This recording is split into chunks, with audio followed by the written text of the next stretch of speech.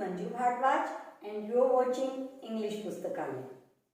Today we are going to start a series of grammar because it is very important for our school students as their exams are approaching.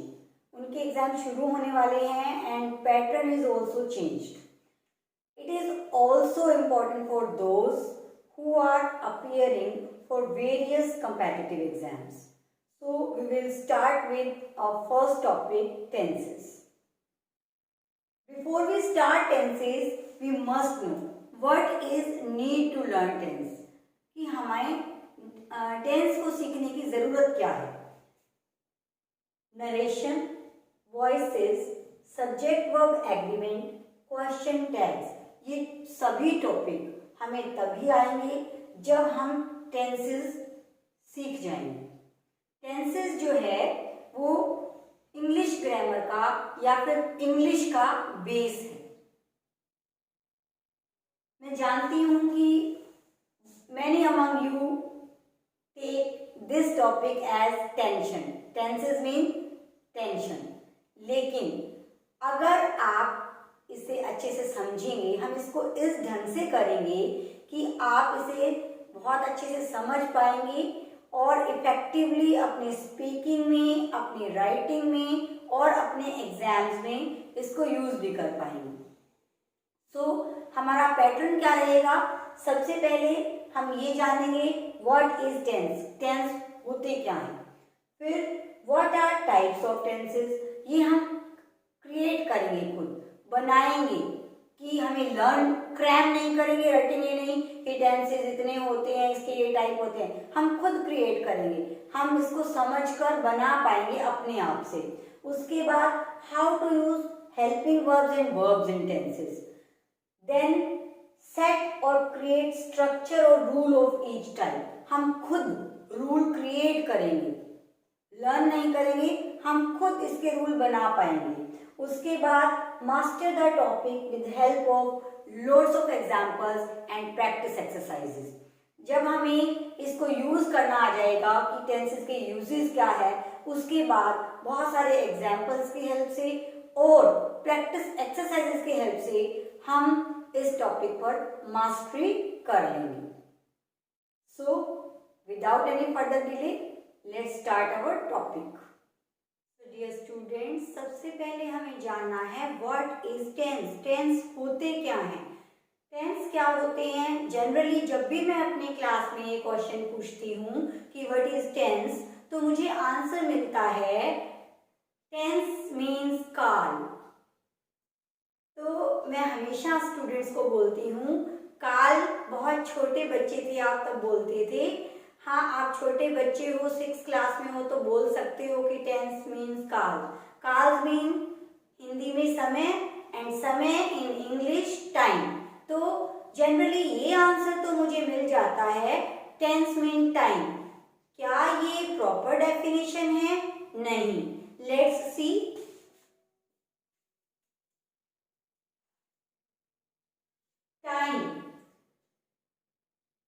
Time हमारा जो होता है, अगर आपने कहा tense mean time, yes you are right कि tense का मतलब टाइम होता है. But how? अगर मैंने आपको ये कहा कि टाइम, अब मैं यहाँ पर खड़ी हूँ, तो आप क्या इसको बता सकते हैं कि कौन सा टाइम? कौन सा टाइम मीन्स एक टाइम जो कल था, एक टाइम जो आगे आएगा. ये कैसे पता चलेगा आपको कि हाँ टेंस में टाइम होता है, but how do you know कि कौन सा टाइम? तो हमने ये देखा कि सपोज आपका ये सेंटेंस लिखती हूँ, I am teaching you tenses. तो इसमें आपको कैसे पता चलेगा कि ये जो आपका टाइम है प्रेजेंट का है, मीन्स आज का है, या कल का है, या आने वाला टाइम.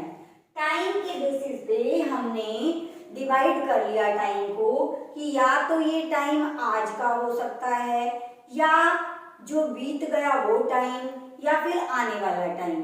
आज मीन्स प्रेजेंट, बीत गया पास्ट, जो आएगा वो फ्यूचर। तो टाइम के बेसिस पे हमने टाइम को 3 पार्ट में डिवाइड कर लिया, प्रेजेंट, पास्ट एंड फ्यूचर। लेकिन आपको पता कैसे चलेगा? तो देखिए, I am teaching you tenses, मैं आपको टेंस सिखा रही हूँ, तो कुछ काम कर रही हूँ। सेकंड जो इम्पोर्टेंट कंपोनेंट निकल के आया कि कुछ काम करना, तो ये जो काम करना है that is called verb. Verb mean action. Action words are called verb, ये आपको पता है। वर्ब मतलब क्रिया या फिर एक्शन वर्ड्स। तो जो ये एक्शन हो रहा है ये हमें बताना है कि ये एक्शन प्रेजेंट टाइम में हुआ, या ये एक्शन पास्ट टाइम में हुआ, या फ्यूचर टाइम में हुआ। तो बेसिकली हमारे टेंस के 2 कंपोनेंट निकल कर आए। First is time and second is action और वर्ब, वर्ब डन। तो tense is basically combination of time and action. Tenses are used to denote time and action in a sentence. Tense किस लिए use करते हैं? एक sentence में हमें ये बताता है कि एक्शन क्या हो रहा है और वो किस टाइम पे हो रहा है। तो टेंस का जो हमारा कंसेप्ट है वो हमें एक सेंटेंस में टाइम और एक्शन बताने के लिए इंट्रोड्यूस किया गया। इसके बाद हमने देखा कि जो फर्स्ट कंपोनेंट है टाइम, उसके बेसिस पे हमें तीन टेंस मिल गए। प्रेजेंट के साथ हमने लगाया टेंस, तो प्रेजेंट टाइम मतलब वर्तमान काल, पास्ट टेंस मतलब जो टाइम बीत गया उसका नाम हमने रख दिया पास्ट, और फ्यूचर टेंस मतलब जो आपका टाइम आएगा यानी कि भविष्य, भविष्य में जो काम करोगे दैट इज फ्यूचर टेंस। पास्ट में जो चला गया वो पास्ट टेंस, और प्रेजेंट टाइम पे जो काम चल रहा है या करते हो या हो रहा हो है उसे हम बोलते हैं present tense.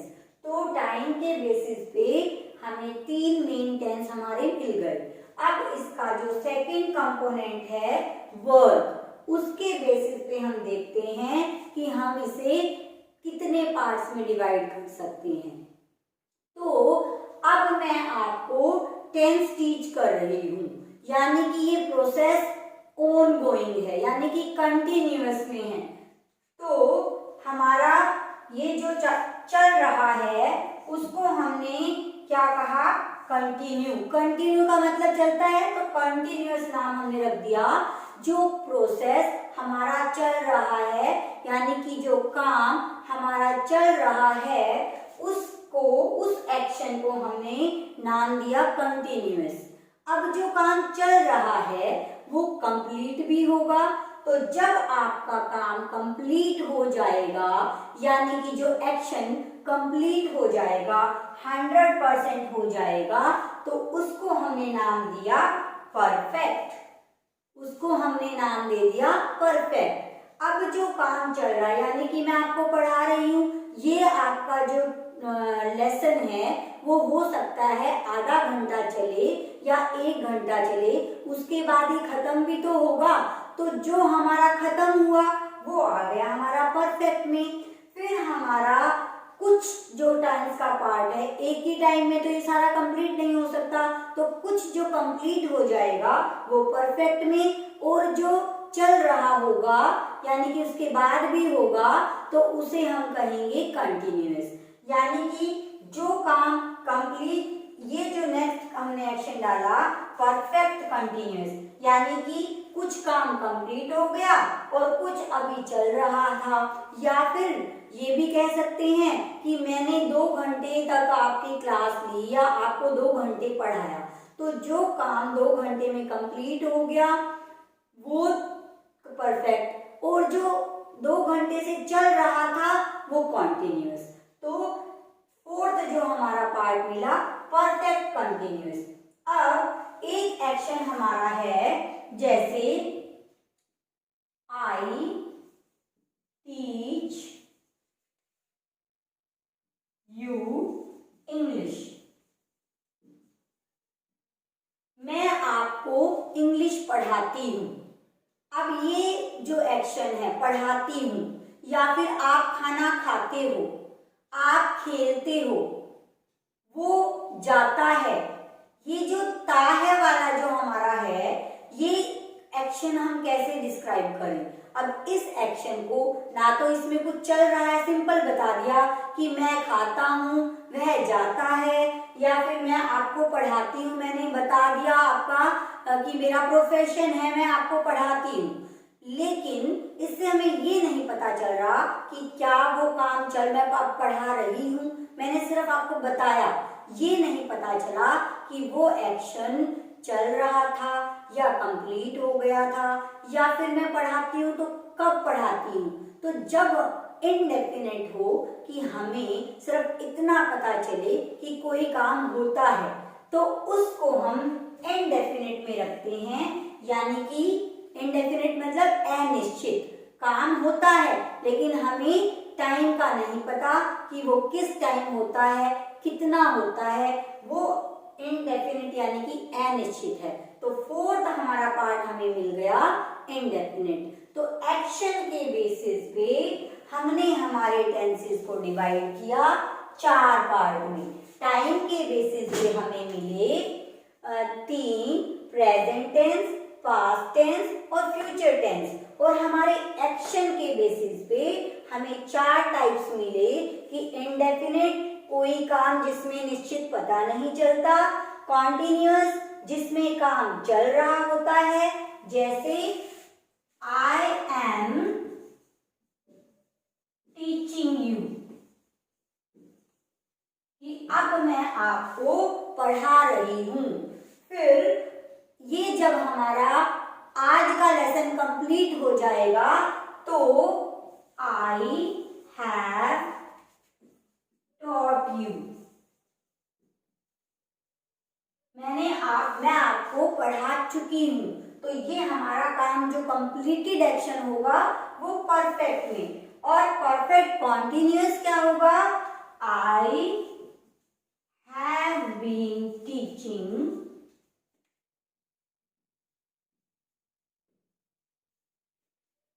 You for an hour, कि मैं 1 घंटे से आपको पढ़ा रही हूं, यानी कि हमारा कुछ पार्ट उसमें कंप्लीट हो गया, वो परफेक्ट, और जो चल रहा था 1 घंटे से काम वो कंटिन्यूअस। तो हमारे टोटल हमें टाइम और एक्शन दोनों कंपोनेंट के बेसिस पे टोटल हमें 12 टाइप ऑफ टेंसेस मिल गए। कैसे? Present indefinite, present continuous, present perfect and present perfect continuous. इसी तरह से पास्ट का बन जाएगा past simple, past continuous, past perfect and past perfect continuous. और फ्यूचर में भी ये चारों एक्शन होंगे इसी तरह से। तो फ्यूचर सिंपल या इंडेफिनिट, फ्यूचर कंटिन्यूअस जिसको कि हम प्रोग्रेसिव टेंस भी कहते हैं, future perfect and future perfect continuous, या फिर future perfect progressive tense. Dear students, अब तक हमने हमारे 2 स्टेप बहुत अच्छे से समझ लिए हैं।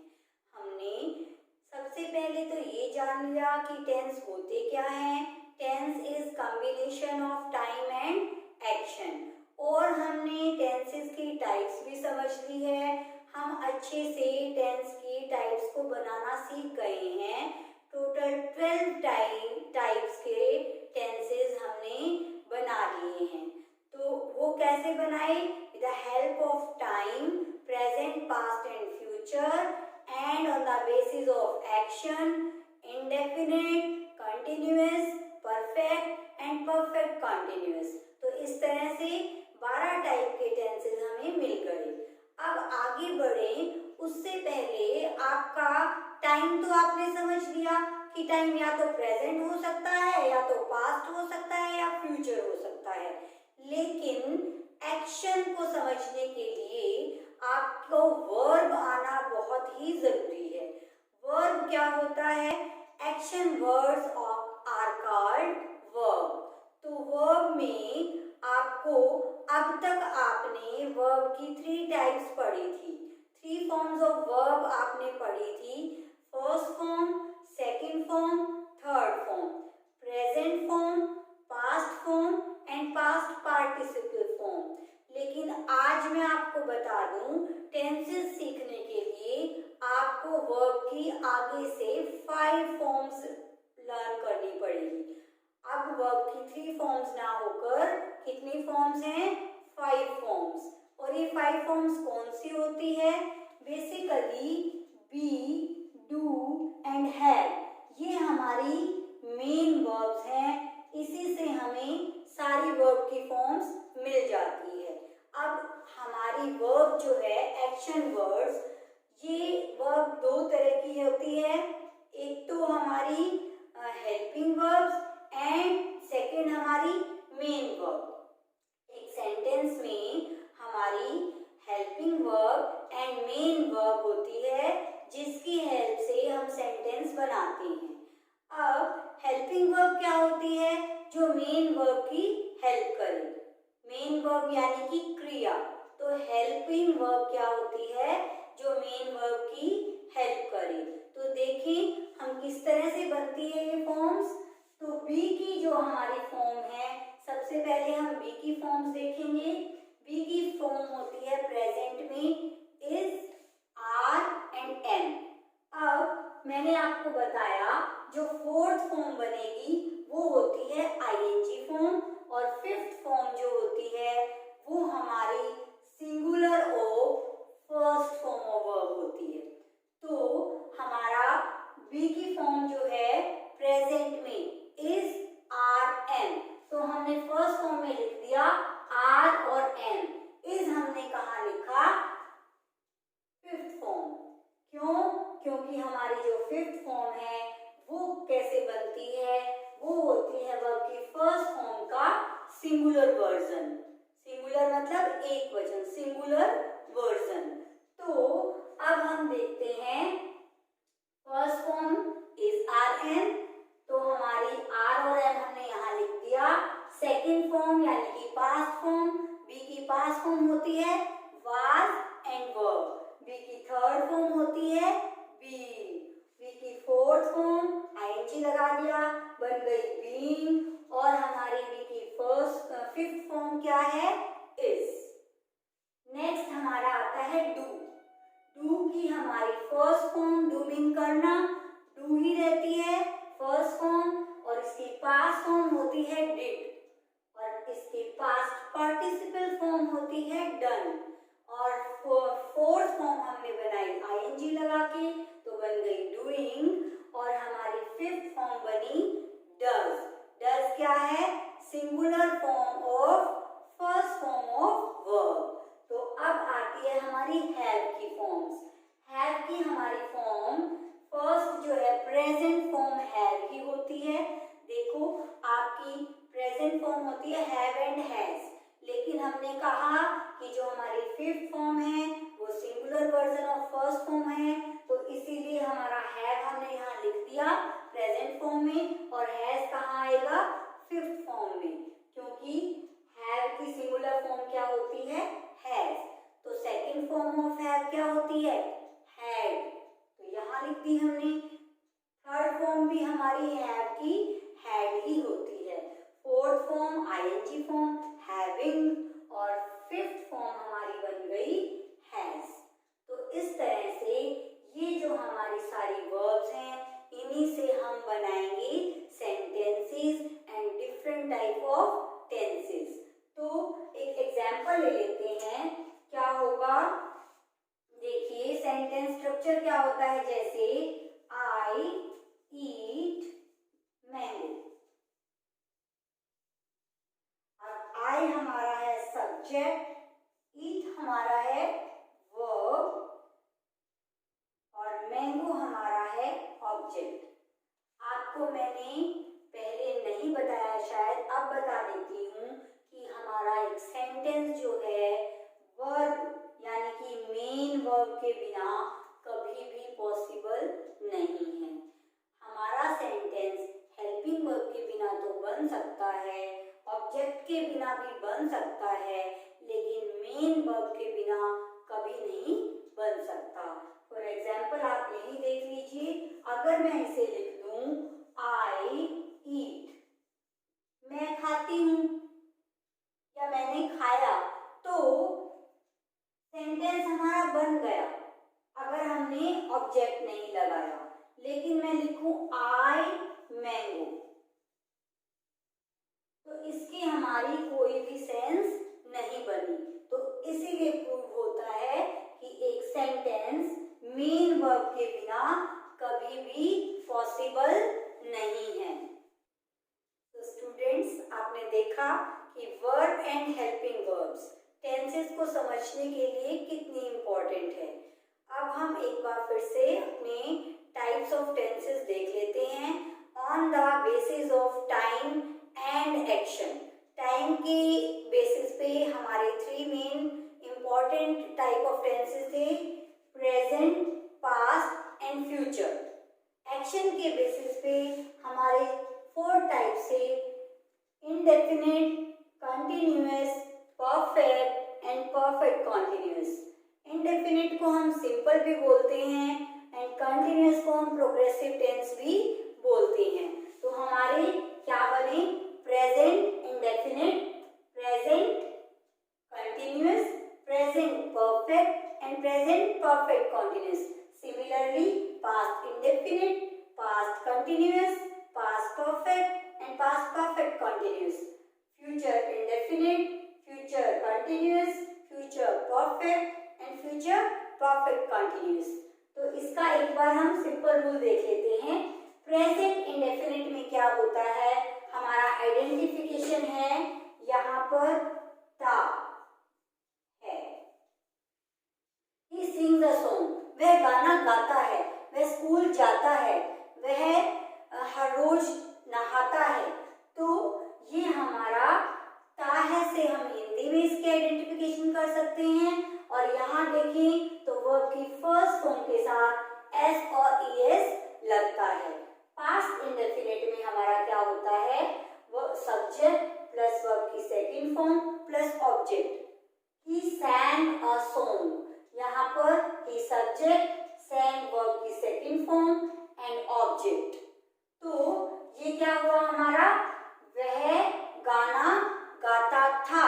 तो हमारा पास्ट इंडेफिनिट जो होगा उसकी आइडेंटिफिकेशन हमारी कैसे करेंगे हिंदी में, था, ते थे, ती थी। फ्यूचर इंडेफिनिट हमारा रहेगा subject plus will shall plus first form of verb plus object. He will sing a song, वह गाना गाएगा। तो हमारा इसकी आइडेंटिफिकेशन हिंदी में कैसे होगा, एंडिंग विद गा, गे एंड गी। प्रेजेंट कंटिन्यूअस में हमारा क्या होता है, subject plus is am are plus first form plus ING. Continuous मतलब रहा है, रहा। पहचान हमारा क्या होगा, हिंदी में रहा एंड इंग्लिश में वर्ब की फर्स्ट फॉर्म के साथ आईएनजी। अगर आपने फर्स्ट फॉर्म के साथ आईएनजी देख लिया तो मतलब कंटिन्यूअस, मतलब प्रोसेस इज ऑनगोइंग। तो हमारा क्या रहा, अगर प्रेजेंट कंटिन्यूअस है तो रहा है, रही है, रहे हैं। He is singing a song, वह गाना गा रहा है। पास्ट कंटिन्यूअस में हमारा हेल्पिंग वर्ब चेंज हो जाएगी इज आर एन से वॉज वर्ब में। तो he was singing a song, वह गाना गा रहा था। फ्यूचर में वह गाना गा रहा होगा। तो कॉमन क्या रहेगा हमारा, फर्स्ट फॉर्म एंड आईएनजी, ये हमारा कॉमन रहेगा। हेल्पिंग वर्ब चेंज होगी, प्रेजेंट कंटिन्यूअस में इज एम आर, पास्ट में वॉज वर एंड फ्यूचर में will be, shall be, first form plus ING. फिर हमारा आता है परफेक्ट। परफेक्ट का हमारा मतलब था कंप्लीटेड एक्शन, मीन्स चुका, हिंदी में हमारा चुका, और इंग्लिश में हमारी आइडेंटिफिकेशन होगी वर्ब की थर्ड फॉर्म से। परफेक्ट का मतलब वर्ब की थर्ड फॉर्म का आना जरूरी है एंड उसमें एक्शन हमारा 100% कंप्लीट हो जाएगा। तो हमारा परफेक्ट जो प्रेजेंट परफेक्ट है उसमें हमारा सब्जेक्ट प्लस हैज है प्लस वर्ब की थर्ड फॉर्म। ही हैज संग अ सॉन्ग, वह गाना गा चुका है। पास्ट में subject plus had plus third form, he had संग अ सॉन्ग, वह गाना गा चुका था। Future will, shall plus have plus verb की थर्ड फॉर्म, तो ही विल हैव संग अ सॉन्ग, वह गाना गा चुका होगा। तो यहाँ पर चुका है, यहाँ पर चुका था और यहाँ पर चुका होगा, मीन्स कंप्लीटेड एक्शन को हम किससे रिप्रेजेंट करेंगे, present perfect tense, present past perfect tense and future perfect tense. फिर आता है हमारा परफेक्ट कंटिन्यूअस और परफेक्ट प्रोग्रेसिव। तो इसमें हमारा क्या रहता है, परफेक्ट का तो हम लेते हैं हैज और हैव, ठीक है। हैज के बाद हमारी वर्ब की थर्ड फॉर्म आनी जरूरी है तो हमने लगाई बीन, और कंटिन्यूअस का मतलब हमारा आईएनजी आना कंपल्सरी है तो हमने लगाई वर्ब की फर्स्ट फॉर्म के साथ आईएनजी, यानी कि कोई एक्शन हमारा कंप्लीट हो चुका था और वो पहले चल रहा था जो कि बाद में कंप्लीट हो गया। जैसे, और इसमें हमारा क्या आता है, सिंस और फोर, टाइम रेफरेंस का आना जरूरी है। सिंस और फोर आपको जरूर मिलेगा। तो he has been singing since morning, वो सुबह से गा रहा है। Past perfect continuous, he had been singing since morning, वो सुबह से गा रहा था, मीन्स हमें लेंथ ऑफ टाइम यानी कि टाइम रेफरेंस जरूर मिलेगा परफेक्ट कंटिन्यूअस में। साथ में हमें क्या पता चलेगा कि काम चलेगा यानी कि कॉन्टिन्यूस भी था और वो कंप्लीट भी हो जाएगा। उसके बाद फ्यूचर परफेक्ट कंटिन्यूअस क्या है, will, shall plus have plus been plus first form ING plus since और फोर। तो he will have been singing since morning. इस तरह से हमें हमारे सारे 12 सेंटेंसेस बेसिक फॉर्म हमें अच्छे से समझ आ गई है, यानी कि हमने कर ली है। आई होप आपको हमारे ये 4 स्टेप्स समझ में आ गए हैं। अब हम नेक्स्ट वीडियो में बाकी के ये सारे जो टाइप हैं टेंसेस के वो डिटेल में करेंगे, उनके यूजेस करेंगे और उनके एग्जाम